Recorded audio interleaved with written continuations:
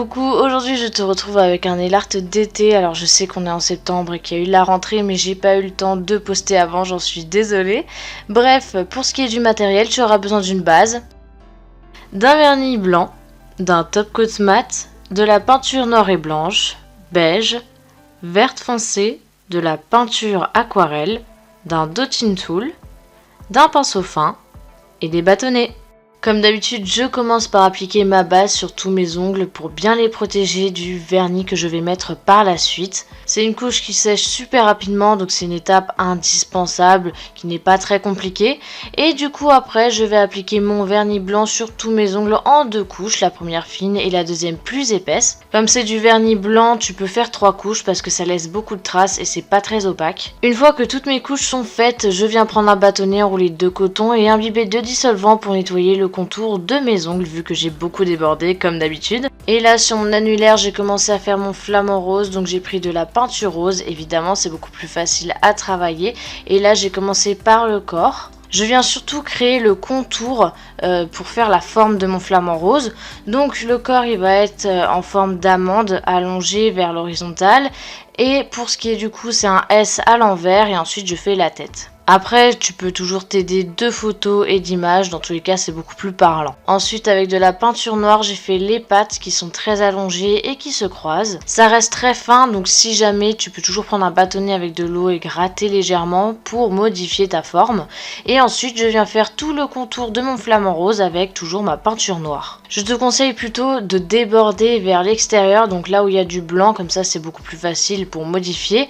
Mais sinon tu peux toujours reprendre la couleur de base, c'est-à-dire le rose si tu as débordé à l'intérieur du flamant. Je te conseille d'utiliser de la peinture bien diluée avec de l'eau, comme ça tes gestes seront bien fluides et ça ira beaucoup plus facilement. Et tu as pu le voir à l'intérieur de mon flamant rose, j'ai fait du coup ces petites plumes, enfin ces ailes en fait, je sais pas trop, mais du coup j'ai fait ça en noir pour faire les formes principales et ensuite j'ai fait le contour un petit peu de mon flamant rose avec du blanc et j'ai créé un peu de texture, enfin de volume avec de la peinture aquarelle noire. Je crée ainsi des zones d'ombre et de lumière. Après c'est vraiment pour donner un côté très réaliste, mais tu n'es pas obligé de faire tout ça.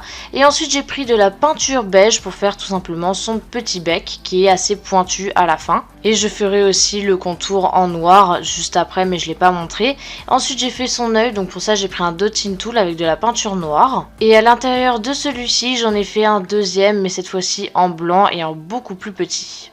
Je suis ensuite passée à mon majeur où là j'ai fait une fleur tropicale, je sais pas du tout comment elle s'appelle. Pour la faire j'ai pris de la peinture noire comme d'habitude et là j'ai fait 5 pétales très arrondis et assez collés entre elles se chevauchent même. La forme de la fleur n'est pas très simple, c'est pour ça que tu peux t'aider de repères comme faire un point pour faire le centre de la fleur. Et ensuite du coup je suis passée aux couleurs, j'ai pris de la peinture aquarelle jaune et là j'ai fait un espèce de dégradé. Donc je viens mettre la couleur jaune principalement vers la gauche et ensuite j'estompe un petit peu avec de l'eau et je viens faire la même chose mais cette fois-ci vers la droite, donc de l'autre côté avec un espèce de rose. Tu l'as compris, je viens faire ça sur chaque pétale et du coup après ça donne un effet que je trouve très joli.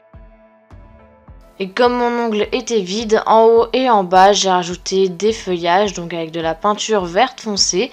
Je viens faire la tige principale, je la modifie évidemment avant de commencer à faire les petites feuilles sur le côté. Pour ce qui est de la forme des feuilles, j'ai fait quelque chose de très basique, donc une forme d'amande et très pointue à la fin. Toujours avec ma peinture verte, je viens faire une feuille de Monstera, je crois que ça s'appelle comme ça, sur mon index et mon auriculaire. C'est une feuille que j'ai beaucoup de mal à réaliser, ça marche une fois sur deux avec ma technique et enfin même j'en ai pas vraiment des techniques pour la réaliser. Donc du coup je te conseille d'aller voir une des vidéos de The Nail Art Zone, donc elle en a fait une, où elle a une technique assez simple mais je l'ai pas encore testée en fait.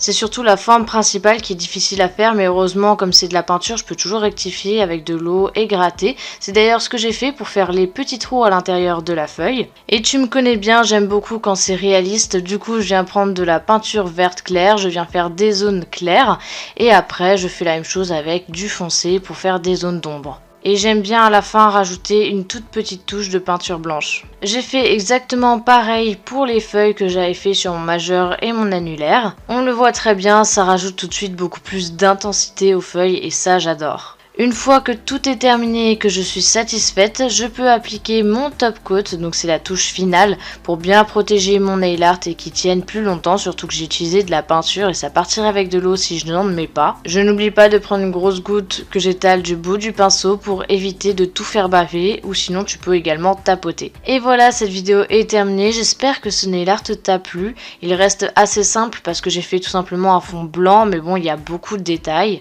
Bref, je te retrouve bientôt pour un prochain nail art et en attendant je te fais de très gros bisous, salut!